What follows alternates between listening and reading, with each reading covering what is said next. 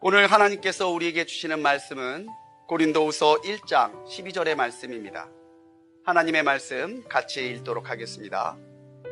우리가 세상에서 특별히 너희에 대하여 하나님의 거룩함과 진실함으로 행하되 육체의 지혜로 하지 아니하고 하나님의 은혜로 행함은 우리 양심이 증언하는 바니 이것이 우리의 자랑이라. 할렐루야. 하나님의 크신 사랑이 언제나 변함없이 우리 모든 성도님들과 동행하시기를 주님의 이름으로 간절히 축원합니다. 코로나19로 혼란스럽고 어려운 상황이지만 우리 성도님들 위축됨 없이 담대하게 믿음으로 승리하시기 바랍니다. 오늘은 웨슬리 표준 설교 중 세 번째 시간입니다.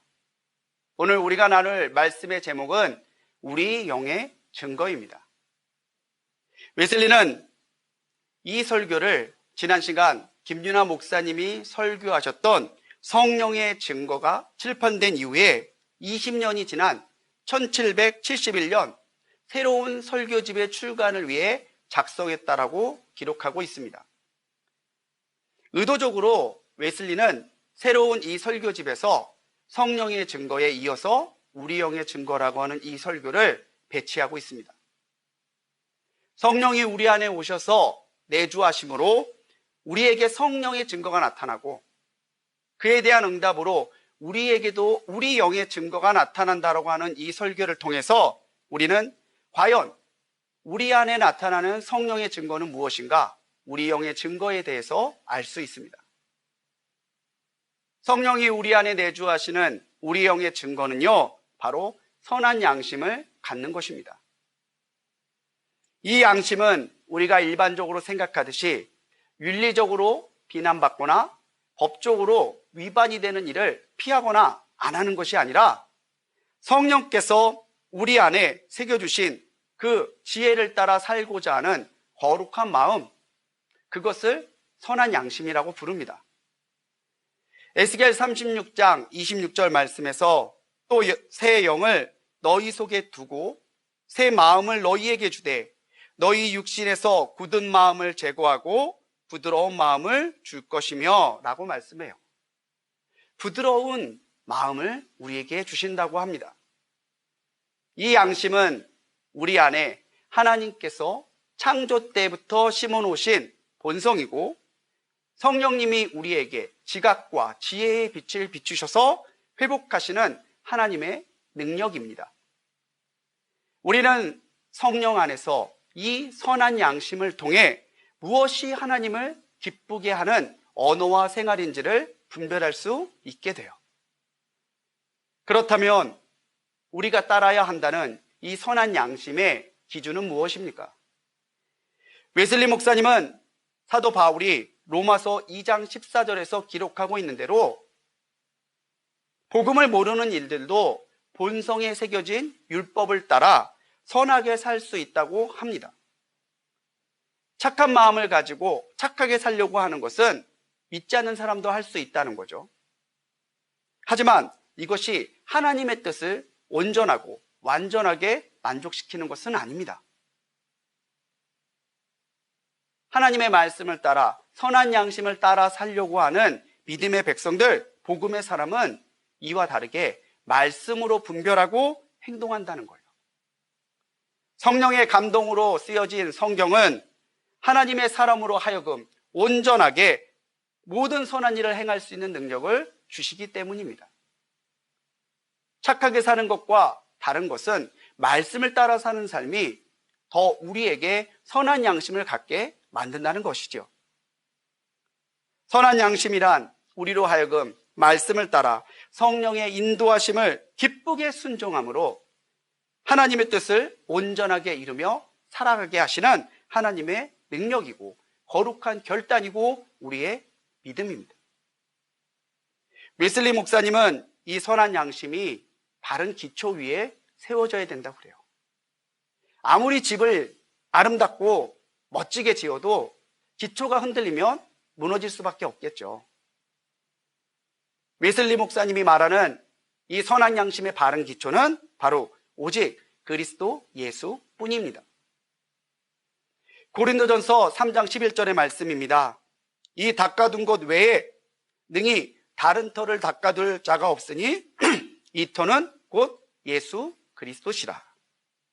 오직 그리스도 예수를 터로 삼는 신앙이 되어야 된다는데, 주님을 터로 삼는 이 믿음이란 산 믿음을 갖는 거예요. 살아있는 믿음.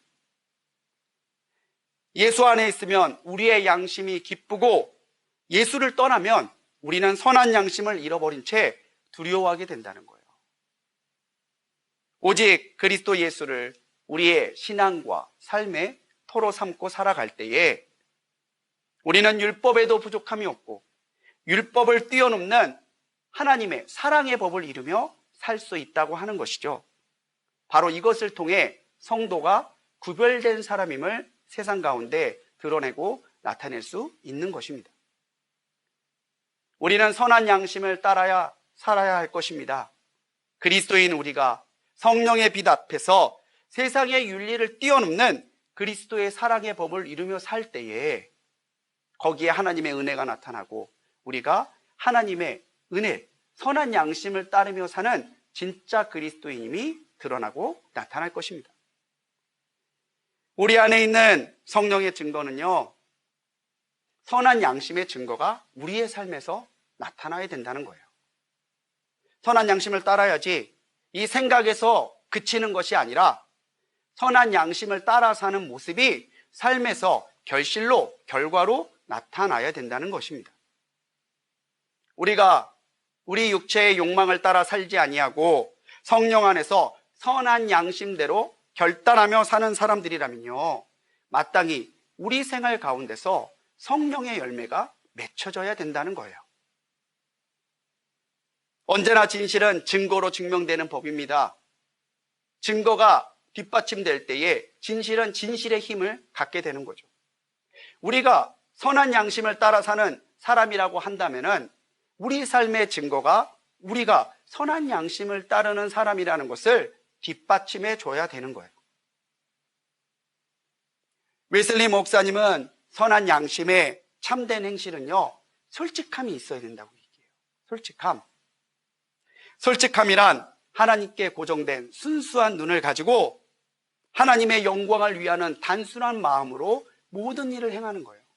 다른 것 섞지 않고 내 욕심 담지 않고 하나님의 영광이 드러나기를 바라는 것, 하나님의 영광을 보길 원하는 순수한 눈을 가지고 모든 일을 행하는 것, 그게 솔직함이라는 겁니다.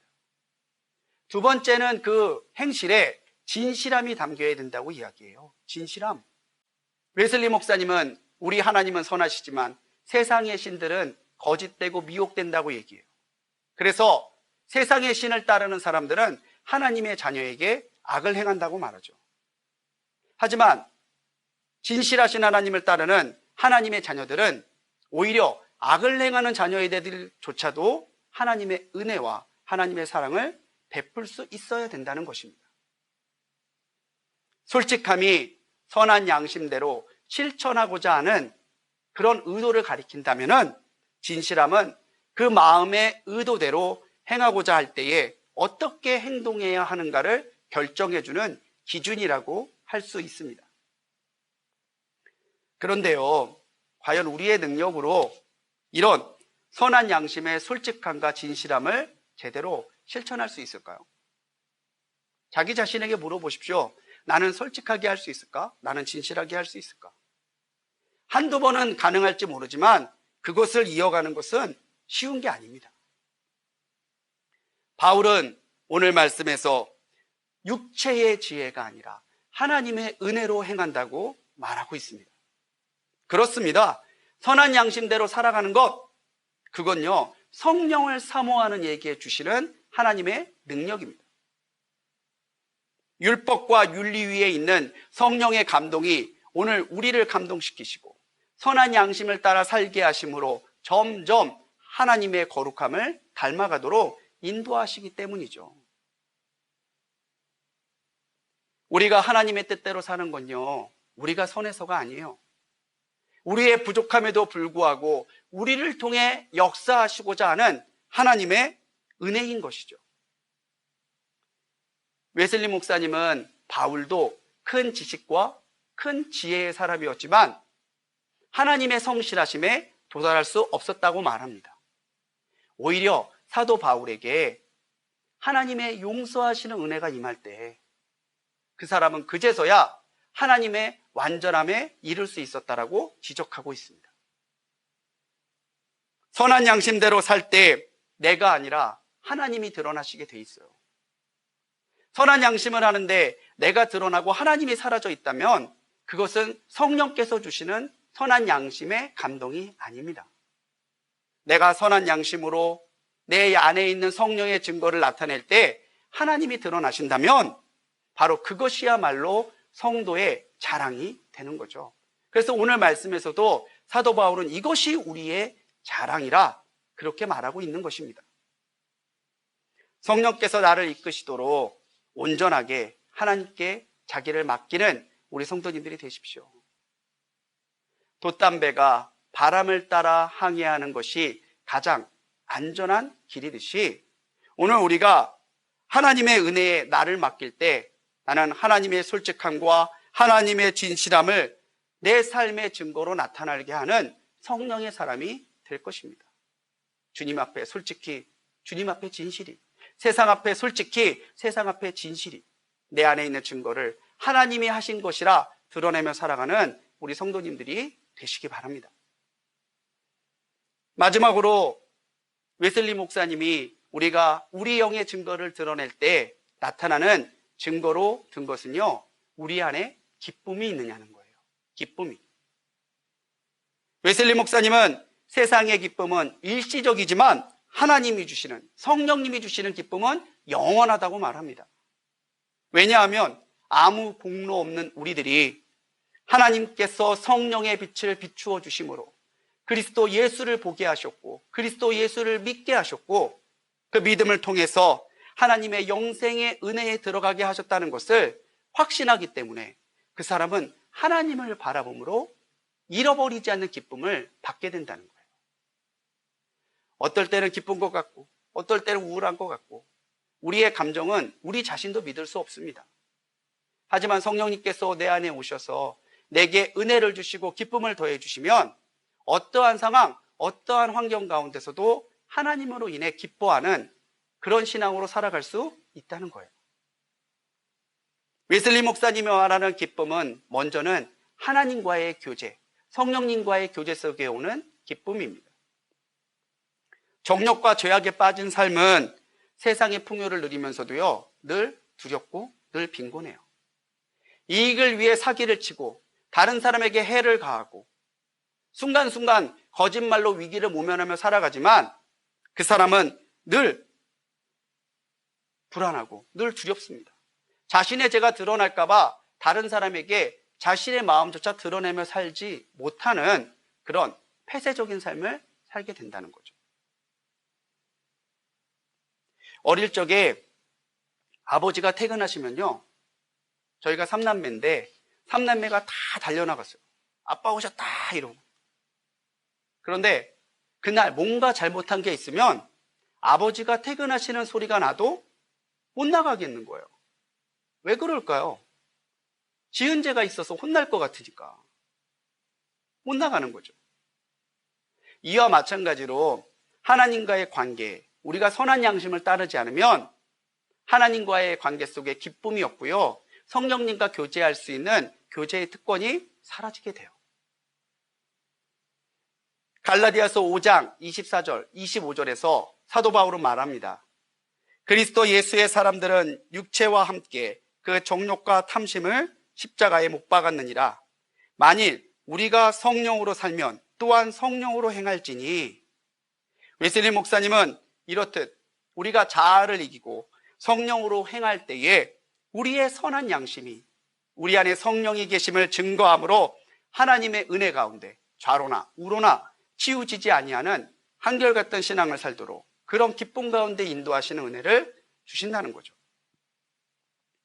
또한 이 기쁨은 외적인 조건으로 얻는 것이 아니고 하나님 한 분만으로 얻는 것이기 때문에 환경에 따라 바뀌지 않아요.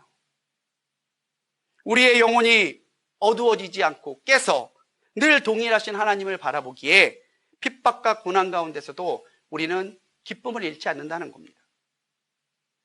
히브리서 13장 8절의 말씀입니다. 예수 그리스도는 어제나 오늘이나 영원토록 동일하시니라. 주님은 언제나 동일하시고 살아 역사하시는 분이십니다.